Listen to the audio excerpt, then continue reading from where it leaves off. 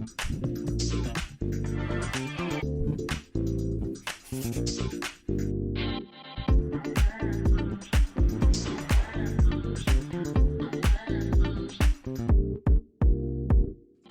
y'all, it's your girl Monét and you're watching The Exchange Rate, a show that's guaranteed to piss racists off. We've got a really good show for y'all today because two brilliant minds are here to have some much needed conversation. You know her, you love her. The fascinating multi-hyphenate Amanda Seales is here. And CNN correspondent and Sirius XM star Clay Kane is also here. Now, I know I look a little different today, but that's because in America, in the world right now, tensions are really high, and I just could not see myself getting in full drag. It just felt too performative and too extra, and I just wanted to be really just more bare and honest for y'all. So y'all can see these two blemishes that I've had for 5 months now. They won't go away. So you guys can see me in a more natural state. Patty made fun of my little eyebrows today, but I think they look fierce, you know, to cut a bitch if I need to. And yeah, today's episode is dedicated to Black Lives Matter and to speaking about all the things and the injustices and things that we're seeing today. And I'm really excited to do that. It's been really hard. The truth of the matter is that it's been really hard to be motivated to do content and even to do the show because it just feels not wrong is the it doesn't feel wrong. It just feels like I should be spending my time doing something else.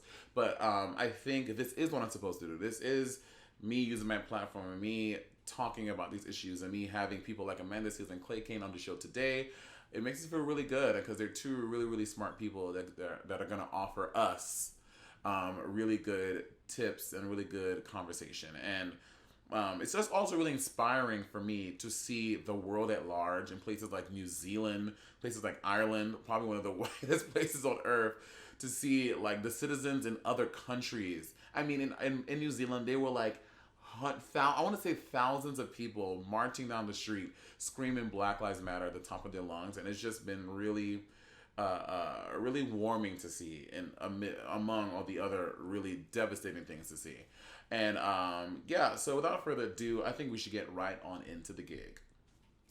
So in the gig today, I just want to take some time to highlight celebrities who are doing really good work and using their celebrity to speak on these issues, and because I think it's really great. I think that we forget and we don't understand that celebrities have a lot of impact. Look at someone like Taylor Swift. Taylor Swift, when she went to go speak out about when she finally in 2018 for the midterm elections, when Taylor Swift finally showed up and she finally spoke out, like there was a huge spike in voter turnout in Tennessee. So I think that celebrities using their platform and their voice to speak really makes big waves and big change. So I love that. Cardi B went on a video and she was being Cardi. What I love about Cardi is that Cardi speaks about political issues and social issues just like you and I. She's not trying. You can tell Cardi B is getting her phone and she just like go and she's just speaking to the camera just like how you and I would. And that's what I think is so warm about Cardi. And she's saying that she went on Instagram Live and she tweeted a video and she captioned the spread. And she wanted to urge fans to vote. She's like, voting is the only way to make change happen.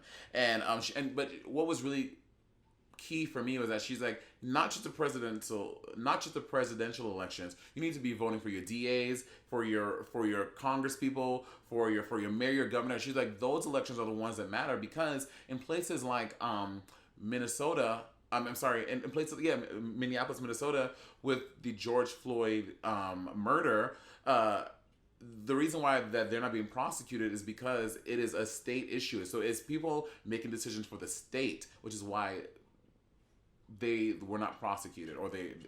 So as today stands, we recorded this episode a few days in advance. So as today stands, we don't have a guarantee that they will be prosecuted, but there's a lot of public pressure and it's looking like it's going to happen. So, but if you were to vote locally, not first, but vote locally as well, you can help to expedite those things and affect change for that kind of stuff.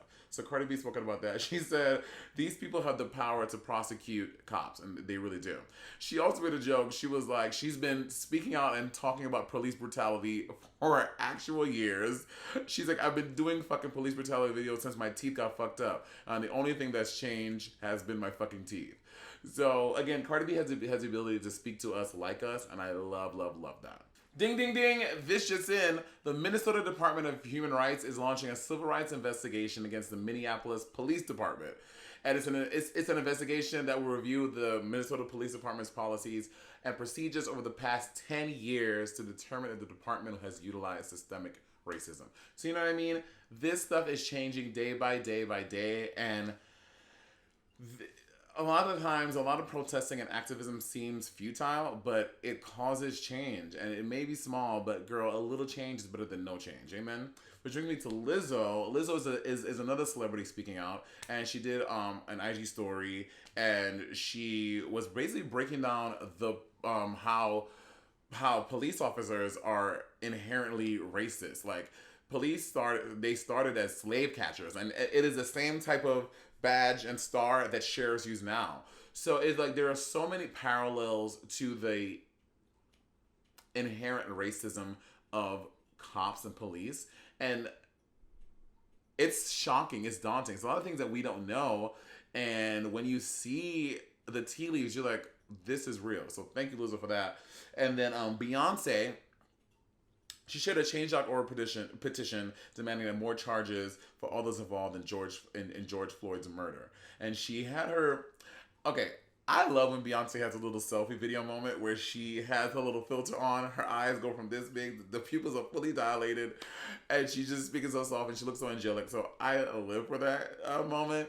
And and she echoed the sentiment that someone's been charged, but justice is far from being served, which a lot of us feel, obviously.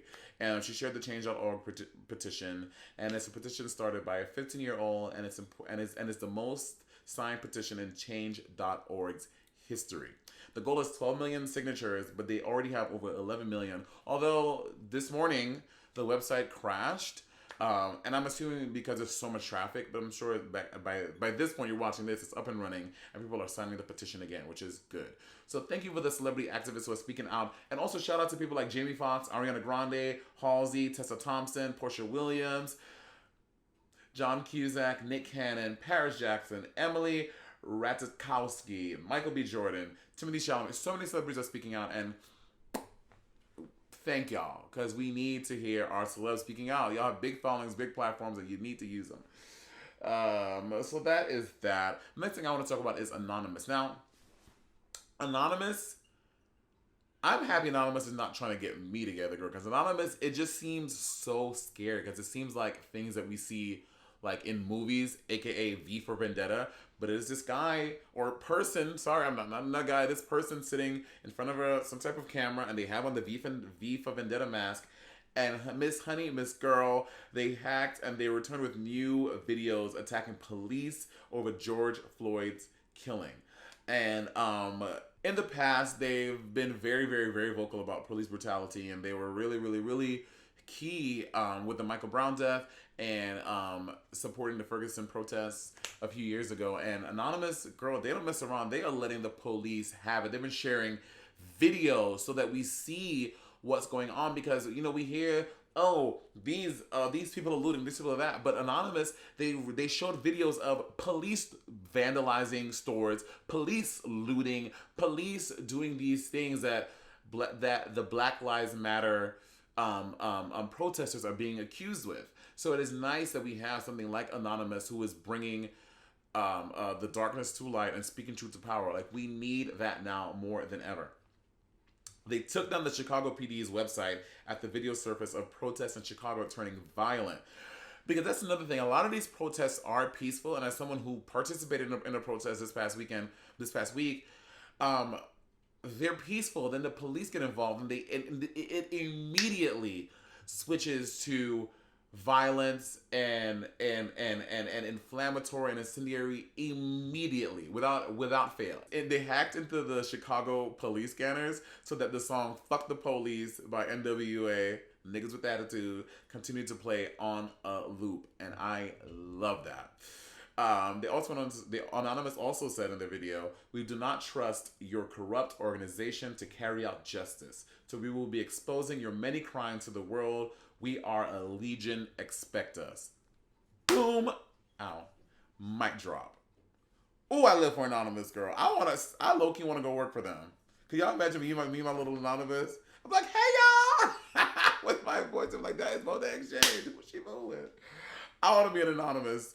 And just to really, one story that tickled me pink. Chrissy Teigen. Chrissy Teigen, honestly, she is one of my favorite Twitter trolls. And I mean trolls in the best way, because we all know she's stunning. But she is not afraid to let these hoes have it. So on Saturday night, Trump tweeted about like declaring Saturday night MAGA night, Make America Great Again night. So then Chrissy goes, "In celebration of whatever the fuck MAGA night is, I'm committed to donating $100,000 to bailouts of protesters across the country." Then some fool comments and goes, "Rioters and criminals, asterisk," like saying like, you don't mean protesters, you mean rioters and criminals.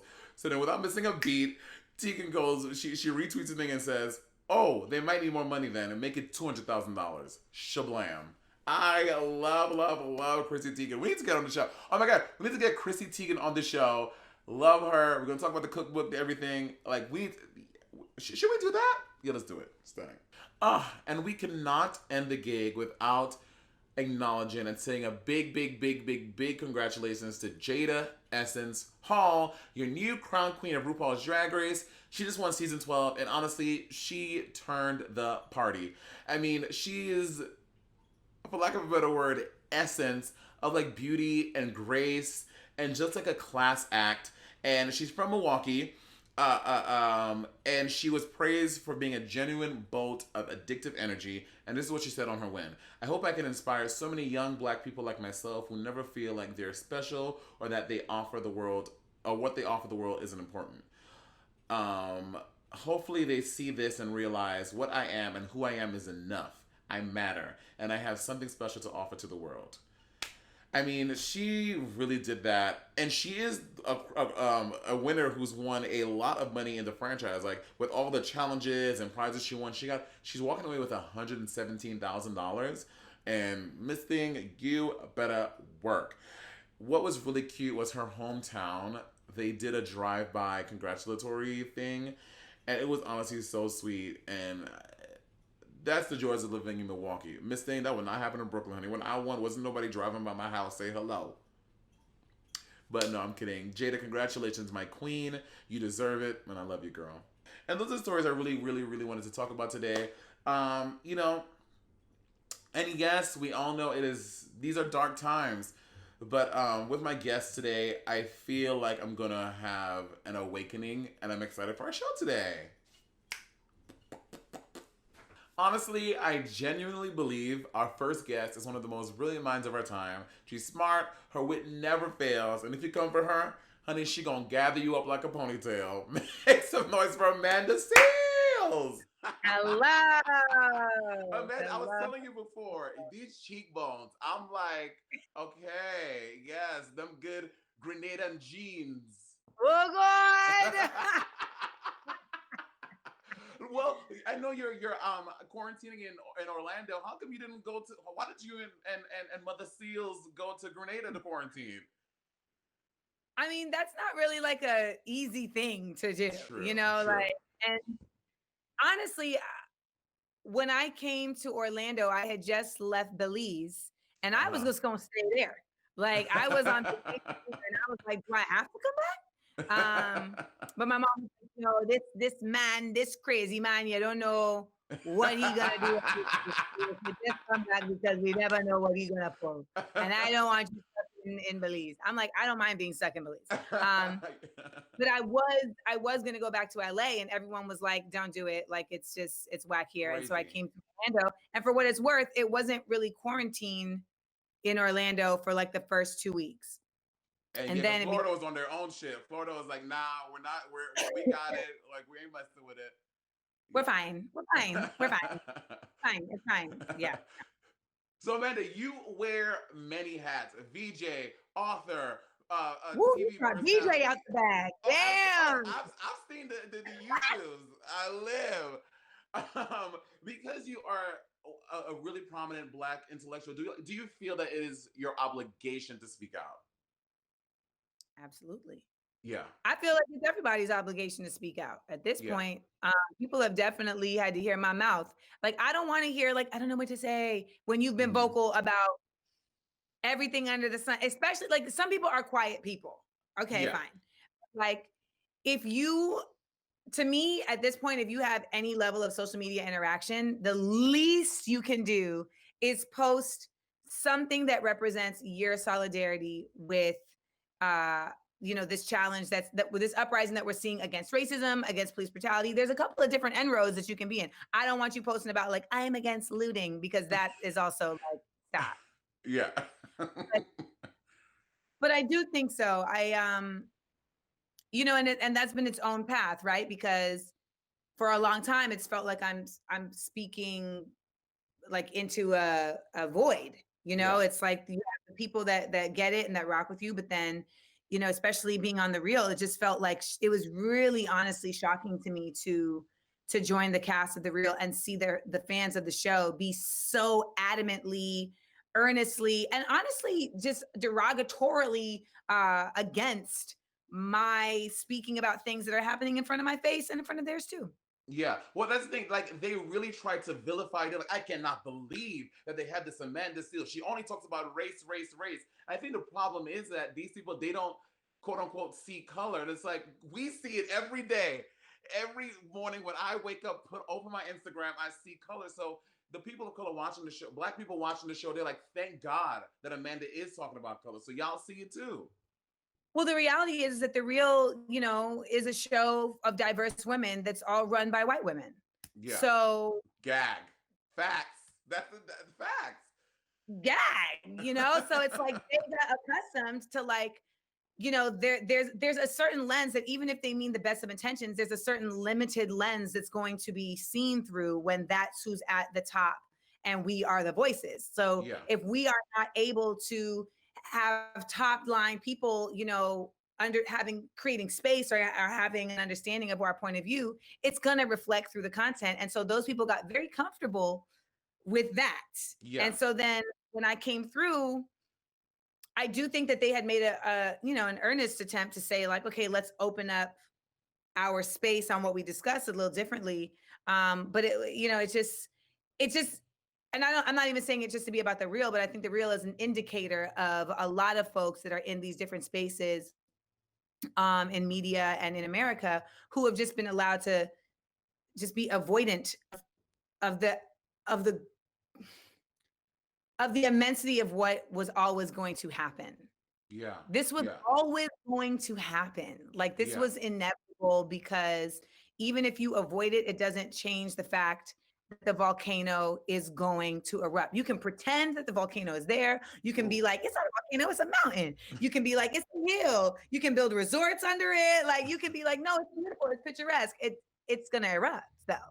And so that's what I feel like a lot of people didn't want to admit to. They didn't want to admit to the fact that they were in peril of having to face the truth of this country on a daily basis. Oh, so real. And now they're seeing it in their face, and thank God that they're finally being confronted with these devils, as you often call them, because that's what they are. They're devils. And I think it's blowing the roof off it, and it's something that's about to happen. Which is why I've seen you are a creator, that you've created so many avenues and spaces for yourself. So small doses, self helps from No, the no, hip, small doses. it's like, oh, yeah. I've never heard anyone sing this song. Oh, that's my shit. Small Doses, which was a podcast first and now has become a book. So can you please talk to, let me tell y'all, Small Doses is a podcast that I listen to weekly, and it is just, you just have a way with words, Amanda Seales, and it just nourishes the soul in so many different ways. Can you just talk to us about what the podcast is and how it was birthed into a book? Thank you, Monet. I mean, the podcast was like one of those things where everybody was doing a podcast, and then people were like always pressing me, like, my agents and stuff were just like, it's time to do a podcast. And I just couldn't find anything I cared enough about to want to talk about every week. Mm-hmm. And I would be trying to like figure out these formats. And then I got people like saying to me about my Instagram, like, I wish because I would do these like public service announcements on my Instagram, which I still do, Yeah. called IG Story Gems. And people were like, I wish you had these in a more fleshed out space so that we could hear more of your thoughts on it. And I was like, oh. And so that's what made me connect the dots and say, well, I should do a podcast that allows me the space to talk about the themes that I discuss on my Instagram, which I talk about social change, I talk about relationships, I talk about everything, hip hop, just everything, right? And so that's what Small Doses started off as. And then it became a book because originally I just wanted to do kind of like a coffee table book that was like small doses, like quotes and doodles and pictures. And that ended up blossoming into just something that had more substance and more meat to it. Small Doses, the book. Oh my God, does your mom have it framed? That is you are just like my mom. My mom is from St. Lucia. So my mom, yes. Yes, that's fun. Yes. Have you been to St. Lucia? Of course I've been to St. Lucia. Yes. I've never been to Grenada, and I'm sad to say, but my mom's boyfriend for a while was from Grenada. We always planned to go, but then I started going to college, all those things. But I will go soon. Make it there. Make it there. Do it up in nutmeg. Some nutmeg sprinkle on top. And if you guys want to, when you get Small Doses, make sure you get the actual book, because it's not just like because there are things inside the book that you cannot get from just reading, getting the audiobook. So just want to drop that. People remember that. You know what? I appreciate you saying that, because I made a point of creating two different experiences. So like the audiobook is its own experience, and the physical book is its own experience. But they both have the same content, but presented to you in different ways. So like the book has like drawings and lists, and that's kind of you digest that differently than if you just hear lists said to you, and the drawings, I feel like they're my personal drawings. They add to the conversation, but the two are in tandem. And we're actually about to do a Small Doses forum on this uprising. And it's something I want to start doing at least once a quarter, but opening Small Doses up as a forum. Like we already do this thing called DMTs in my podcast where people DMTs, we're serving it.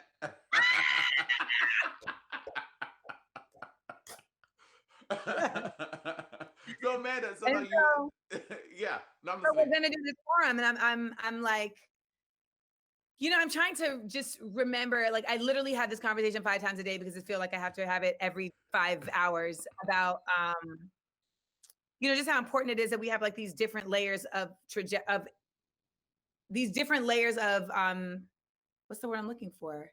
Of intersection to this change, right? And to these, like this uprising, like there is going to be a bottom line, like force level, right? And then there's going to be like the activism organizing level, right? And then there's the intellectual academic level. And then there's the engagement level. And like, I think a lot of us who have a conscious sentiment about anything in the world can't help but have a consciousness about this right now. And it's like, well, where do I fit in? How do I be party to this? Like, if I donate, is that enough?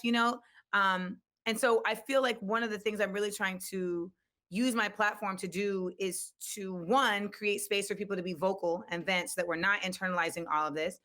2, to also like conceptualize what this really means in the grand scope of things and how that plays into our daily lives and how we function, like on a basic level. There's a lot of Black folks that as of Blackout Tuesday are like, I'm not going to keep pretending with these white folks at work no more. Like I'm not going to keep being polite and, being polite with their inability to acknowledge my uniqueness or my ethnicity, et cetera. It's like, I'm not going to play that game anymore. I'm not going to do that dance anymore.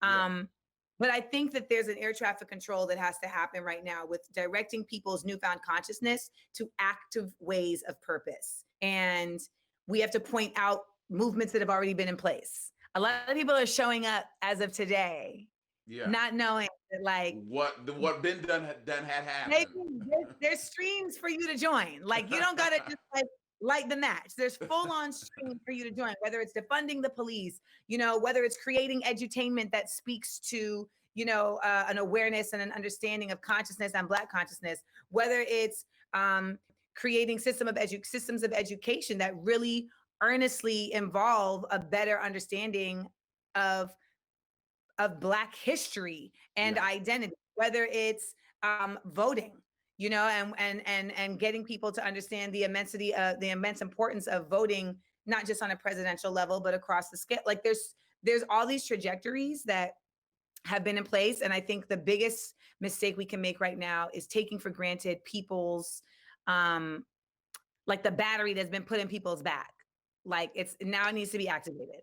That is such a New York thing. I literally just Dead ass. Dead ass on some PA shit. So Amanda, I mean, and we have to talk about what's going on now. Now, my personal feelings is that Amanda, we have been fighting. Black people have been fighting to be free for 500 years now, and I know that a lot of stuff is going on. It just, to me, not futile is the wrong word. But it just seems like, is this going to be the final tipping point? No, well, you don't think so? I can clear that up for you. No. But I look at it like Jenga. Mm-hmm. So, Jenga to me is a great representation of what reform is. Like reform is not toppling the system, but it is shifting things that are in the system. And a lot of people feel like reform is futile because they're like, no, we got to topple the whole system. And it's like, well, unless you got guns that I don't know about, that's not going to happen in an all out way, just like that. It's going to take different applications. And so what we're looking at right now is it's like a Jenga piece being moved, but like, it's like that bottom Jenga piece being moved. Right? Like we've been real safe. Right? We've been real safe. Like, you tap the one, you tap, and you're like, oh, it's one. Top. This is when it gets to the point where someone's like, shit, I guess I gotta try this for that one. Big one down there. Yeah. And what happens is when you do enough reform, what eventually happens? When you move enough pieces on the Jenga, what happens? It falls over. It falls. So that's what this is. This is another movement towards the toppling of a system that was never at any point created for justice, ever. Our Constitution, our Declaration of Independence, like, I don't know how we are so praising these pieces of paper written by slave owners. I've never understood it. It's like, such a bizarre concept. All men are created equal, unless you are Black, Native American, woman, you don't own land, you're Italian, Irish, like, because, that's the thing. Like, there's a lot of people that were never included in this, and they only got included in the whiteness of things because they were willing to oppress other people. And so no, to answer your question, it's not futile, but it's also not conclusive. Which is the frustrating thing to me, because it just seems like, how can it not, like, but what you're saying makes so much sense to me. It is like a very meticulous game of Jenga, and eventually it will topple over. It just seems like, when are we gonna get it? When are we gonna get deliberation? But I get it. Well, if we look at the actual reality of time, when you look at other ethnicities and cultural groups and traditions, right? Like, we are so young. Yeah. Like Black Americans as an existent entity, we are so young. We're 500 something years old. Like, and in the grand scheme of things, when you look at other tribes and faiths and just groupings of people, like, they have been here in a certain existence. Like, you look at the Aborigines in Australia, like, they've been here from the beginning. Yeah. So to me, we're novices at this. And we have to have a certain level of grace that we give ourselves, but also a certain level of understanding that we are we are ancestors for the future. So we look at it and we say to ourselves, like, damn, I want this to happen now. And it's not to say that we shouldn't be working towards that, to make it as further as possible on the mission. But I think there's also an awareness that we have to have of the fact that, like, the story doesn't end with us, just like it didn't begin with us. Yeah. Damn, so let's just do the best we can with our chapter. You Millie whopping this knowledge out up in here. I just, because I think it can get really overwhelming. Yeah. And I know a lot of people that are like, well, what do we do if we don't have a solution? And it's like, well, I think we need to reimagine what solution means, and understand that, like, first of all, the fact that people are even having these conversations is a step in the right direction. Because I'll tell you what, when we look at Shade Room and Baller Alert and Gossip, and, when we look at any Black gossip blogs, like, there aren't enough of these conversations being had because we've been distracted by talking about each other in disparaging ways. Motherfucking T, 100%. We're so worried about this one's ass injections and this one do this and this one but that. We should be furthering the objective at hand, which is liberation and freedom. And you know what? Everybody got Black trauma. So for all it's worth, everybody doing the fuck shit. Oh, can I curse? Everybody. 100%. Everybody that we're talking about, like, is 9 times out of 10, like, if you really just dig in, it's the result of some type of trauma that took place, that for the most part can be attached back to some side effect of being Black in America. Yeah. Down. I'll tell you what's not traumatic though. Smart, Funny, and Black. Now listen, I have not had the chance to go to Smart, Funny, and Black function yet, and I missed the digital one. But the game, it just looks so lit. Did you? Huh? You saw the virtual one? No, I didn't see it. I was recording a thing for drag. It was a whole thing that Friday night. But it looks so. Saturday night. It looks so lit. It looks so fun, and the way that you created this game. Can you explain it to the people watching that have no idea what Smart, Funny, and Black is? So Smart, Funny, and Black is a game. It started off as just a game show, but it's blossomed into, like, a theatrical experience, a live music theatrical experience that we've been doing for the past 3 years. 4 years. That we've been doing for the past 4 years. That takes 2 funny folks, and I have them compete in games that I've created that test their knowledge of Black culture, Black history, and the Black experience.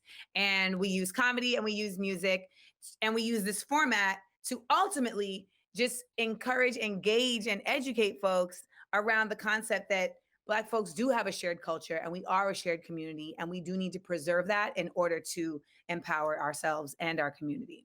And I know that when I say it like that, it's like, wow, that sounds very serious. And it's not. It's a good time.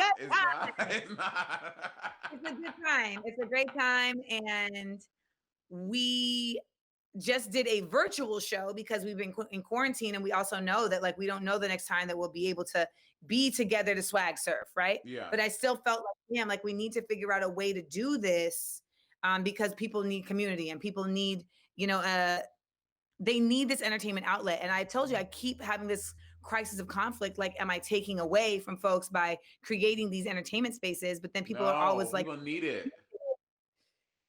I mean, and so I keep, like, because, the Baldwin in me is like, yes, we must edutain, we must entertain, we must be artists and creatives. And Malcolm in me is like, we got to fight. Like, by any means, you have to fight. If you got to go and buy a gun and get a license, we better be ready. So it's like trying to merge these 2 brothers who live in my soul, and Smart, Funny, and Black's next virtual show is going to be on Juneteenth. So we're going to be on June. But we don't know what day to day is happening in this world. So it's like, even as I say that, I'm like, there's an asterisk because who knows what fuck shit gonna happen? I mean, I just really want people to, like, keep their mental health as top of mind as possible, right? Like, And it's hard because you just like I feel a certain pang of conscience that I like, should I be doing like entertainment and like, comedy?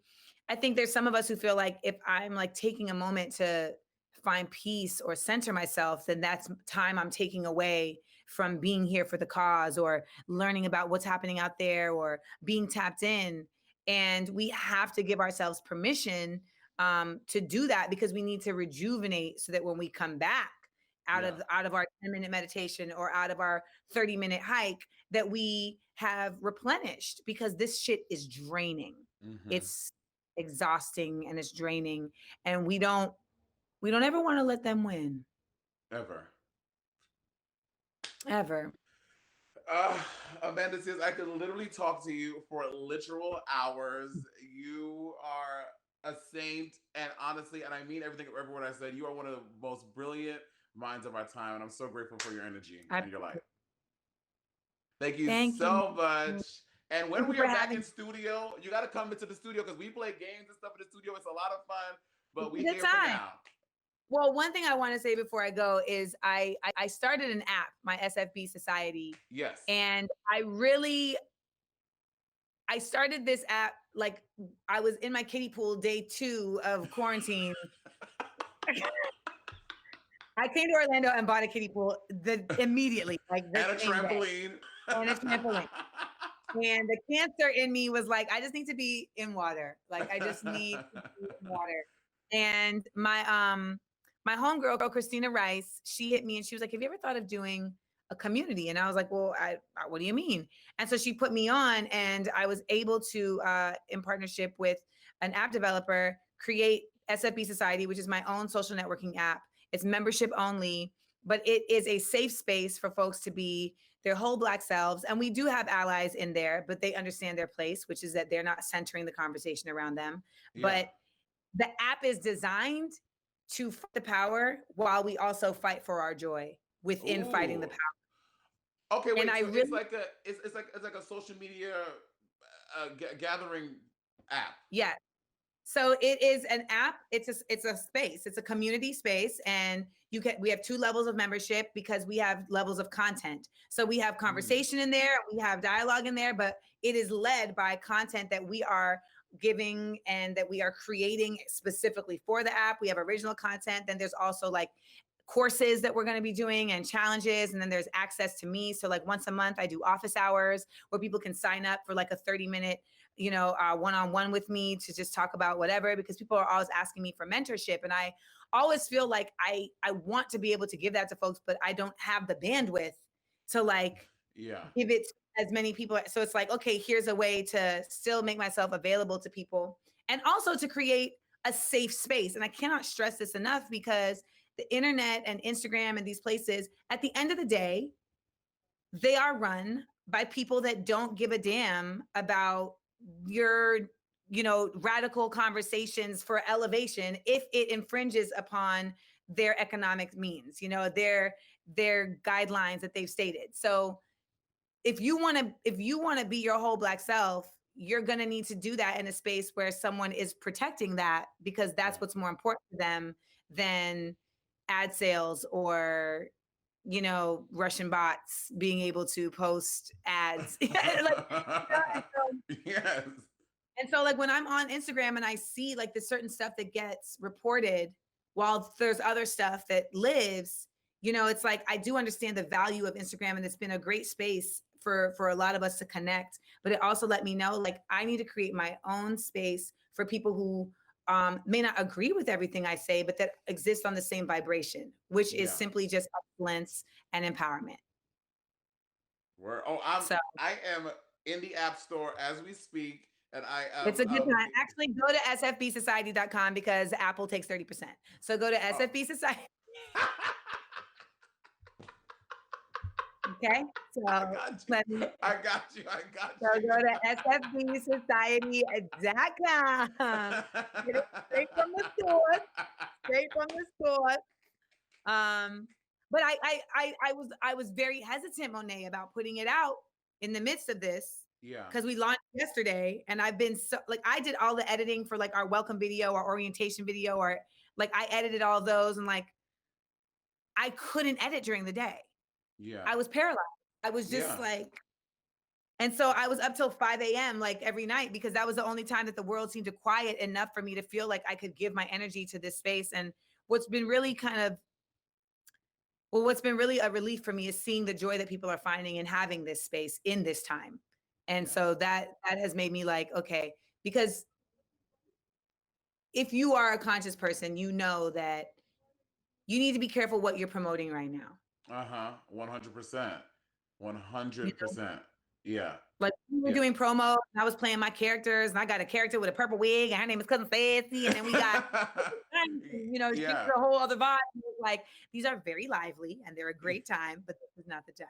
Yeah, no, it's not the time. But this is Smart Family Black Society it is a place where Black people, people of color, and their allies can come and be, like you said, on the same wavelength, which I think a lot of us need, not want. We need that mentally. No trolls. Yeah. No trolls. Thank no God. hoteps. No Karens. It's a troll hotep Karen. You're not a Karen shirt. I said, Amanda. Oh yeah, that's another thing. For those who want to be a part of the anti-Karen task force, I have a line that I created. You can go to the SFB bookstore and get your cut it out Karen shirts. And Karen. That's a whole other interview. Have me back so we can literally just talk about the tyranny of Karens. Like, so the side seal delivered. I'm into it 100%. Thank you so much, Amanda Seals. Thank you, babe. I appreciate you.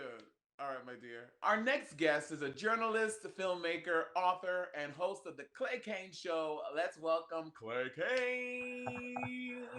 What's up, Monét X Change? Good. How are you doing? I'm checking on all my Black folk. How are you doing today? I'm all right. I'm pushing through, just trying to be as positive as possible.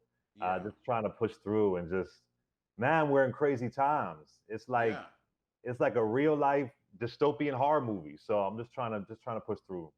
It really is. For me, it like goes in waves. Like I'll be really angry, then I'll be really sad, then I'll get really, really, really just rageful. And then because you're just inundated with all of these images and videos constantly all day. It like you said, it feels like some crazy dystopian nightmare. It's crazy. But you know what really pisses me off, Monet, is that so many people saw this coming. Mm-hmm. Like we were warned in 2016 how crazy it would get. Now with Trump, we have an insane Department of Justice that doesn't give a damn about these issues. Yeah. Right. Our healthcare, CDC being gutted, like everybody warned us. And there were people who decided to hold their vote hostage, who decided to not show up. And now look where we are. Like we got one more shot to fix this. So I get frustrated because so many people warned us. Historians, economists, Hillary Clinton, but her emails, oh, she does this, she does that. And now look where we are. It's worse than I even thought, but we were warned.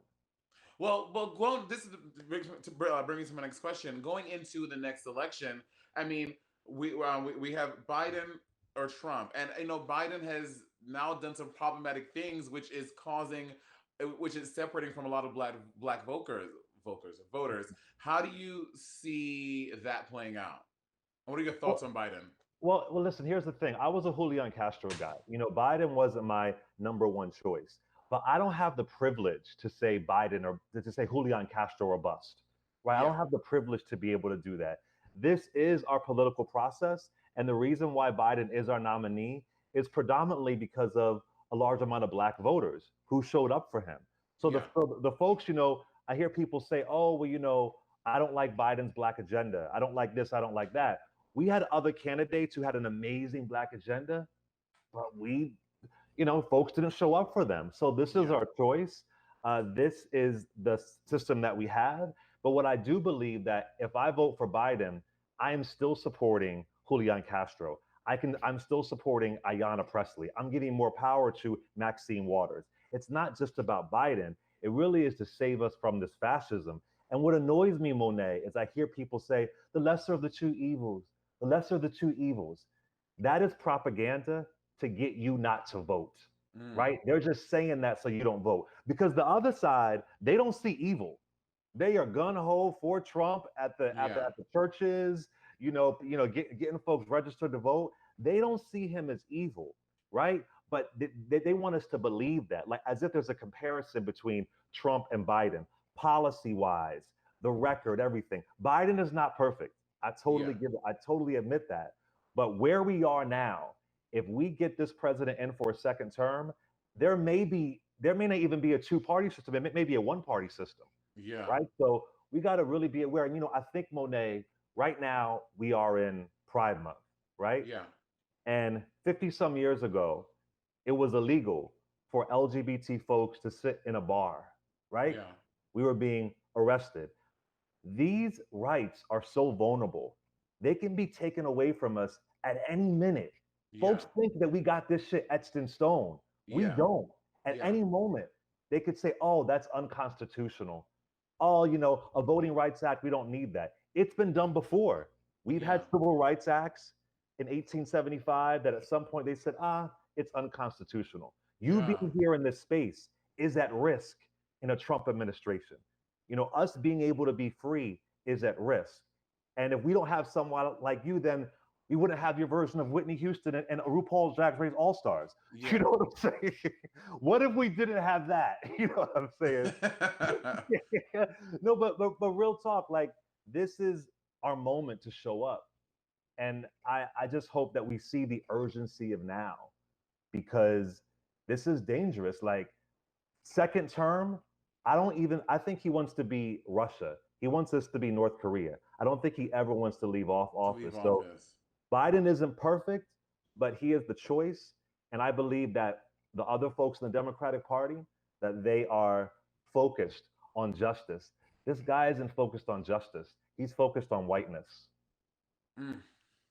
True words have never been spoken. And I mean, especially in a time where it seems like America is honestly on the brink of a civil war, it feels like.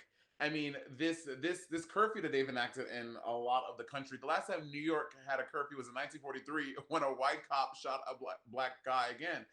Do At the end of this situation, do you think that there will be a major shift, or do you think that this is activism that is gonna just that is crazy for now, but that there will be no change affected?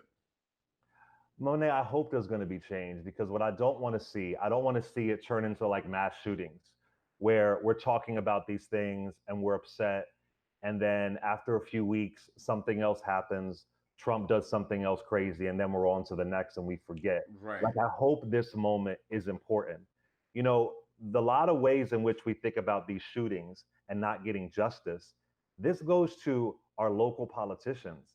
Like, you were talking about Biden. Yo, you got to vote for your district attorney. You got to vote for your attorney general. The reason why they've taken such a long time to charge the officer who killed George Floyd in Minnesota is because the DA is a guy named Mike Freeman, who was reelected by 9 percentage points in 2018 and was known for not prosecuting cops. Wow. And he got reelected. Wow. Like all this stuff, it goes right to your local. If you're outraged by what you're seeing with Ahmaud Arbery in Georgia, it's the DAs that are in place, and we vote on that. We have power over that. So the Senate, Attorney General, City Council, like I tell people, we saw that footage of those people, those MAGA supporters going to the State House in Michigan with their Confederate flags, rifles, and their guns. But Monet, they're voters. Yeah. Voters. Yeah. Yeah. So they understand the power of their vote. Mm-hmm. And I understand people, we feel powerless sometimes. We feel like, nothing's working, nothing's going to happen. But they want to convince you that we're powerless. And I think we have much more power than we realize, right? So I think something can change. There's primaries all throughout June. Yeah, June 2nd. Or June. Sorry, June. Sorry, we'll put it in the episode. But the New York, some other states, the primary is today, Georgia. I believe. Yeah, Georgia. Yeah. Yeah, Georgia's coming up. Like, now is our moment that we can change something. And when I hear these privileged celebrities, like I said before, talking about holding your vote hostage, they're benefiting from Trump's tax cuts.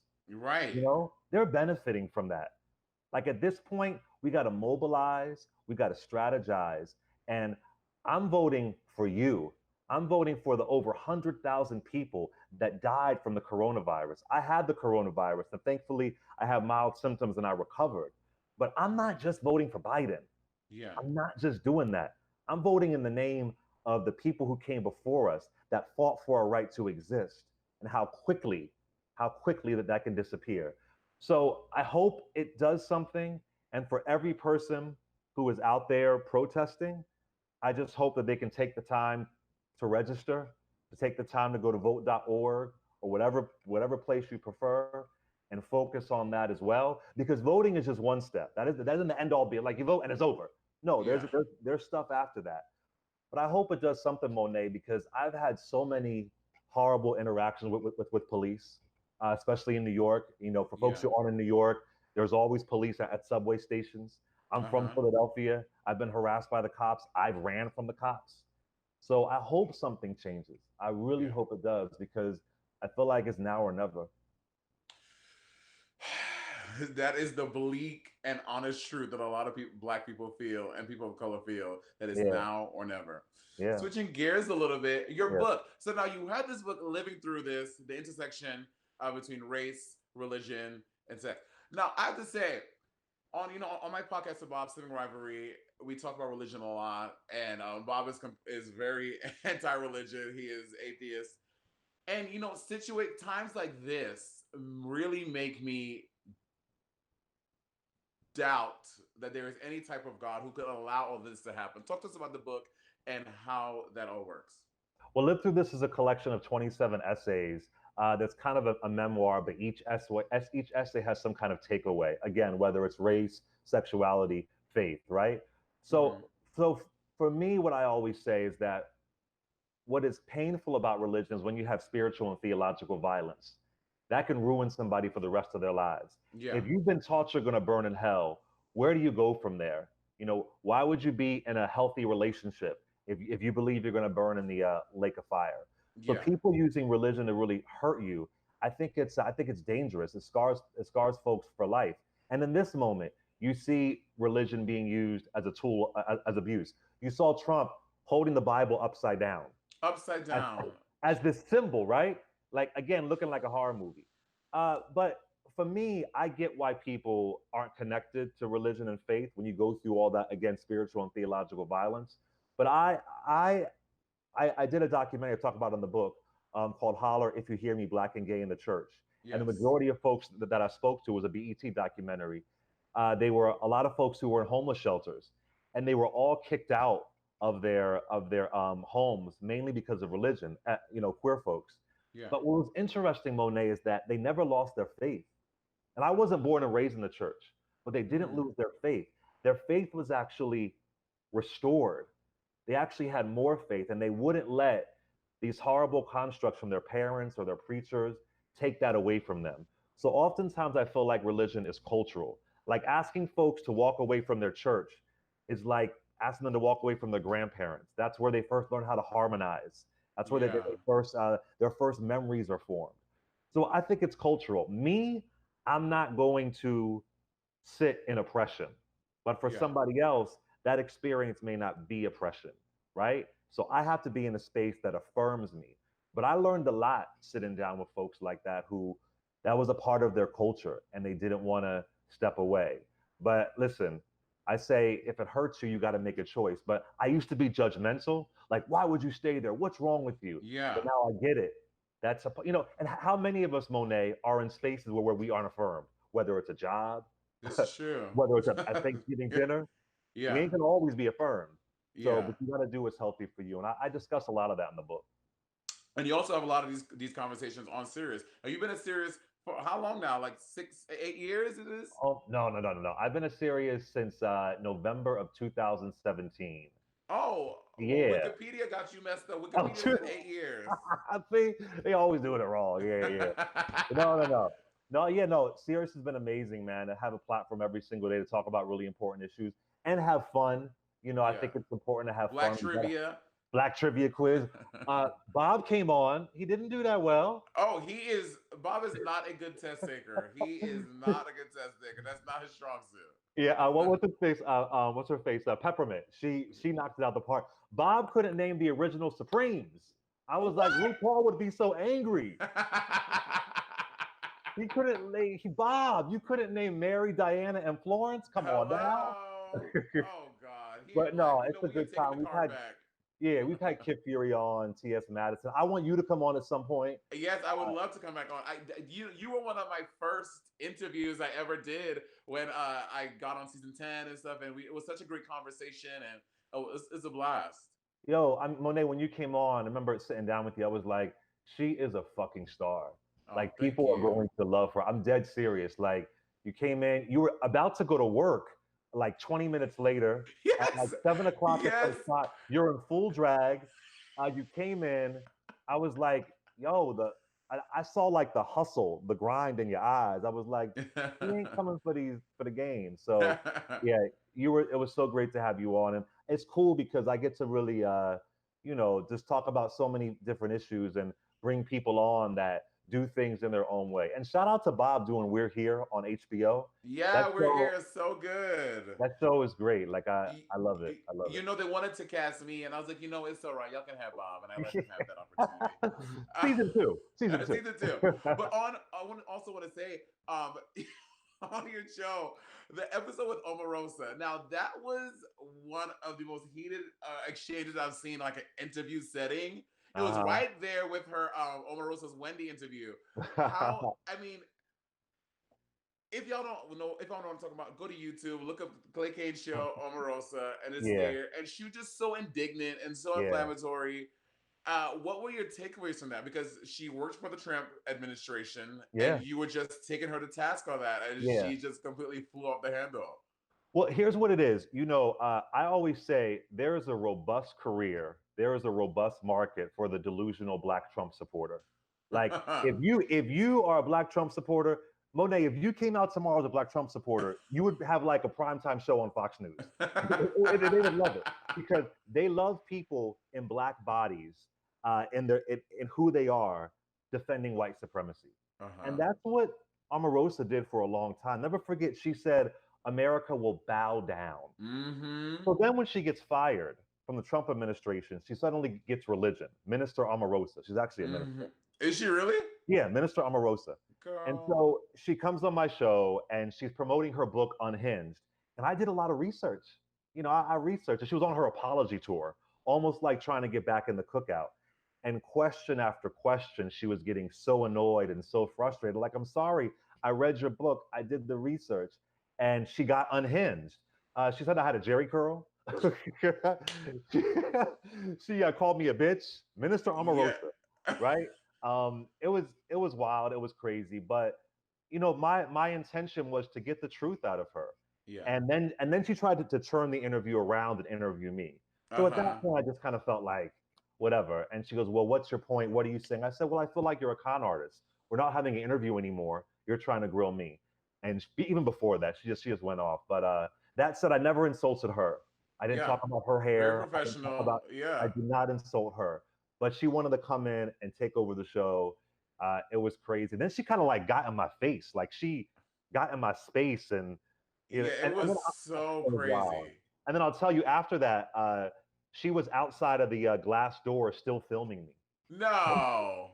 She was still like filming me. And then she had to go to the next interview, and they were like, "Are you okay to do the next interview? Are you okay?" She goes, "Oh yeah, I'm fine. I'm good." Goes to the next interview, knocks it out. You know what I'm saying? Like she's performative. So yeah, performative. She's performative. But yeah, she was wild. But it is what it is. Well, Clay, listen, thank you so much for always speaking truth to power and speaking for the Black community. Thank you. It's people like you. I had before you was Amanda Seals.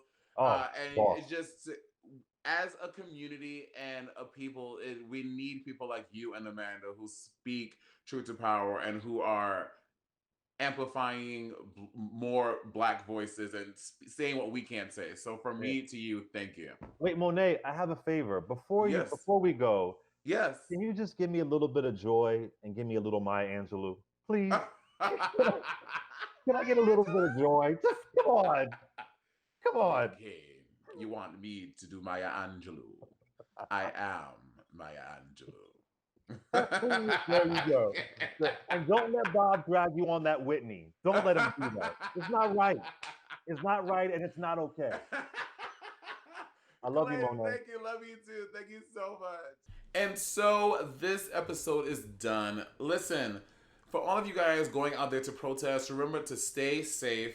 I have put like measures to combat tear gas and rubber bullets on my page, and the safety instructions that a lot of people are sharing about how you should go to protest, like writing down important phone numbers on your arm, not bringing phones, covering up your face, covering up your, like, there are so many things that you should know before going to protest. I have that all on my page.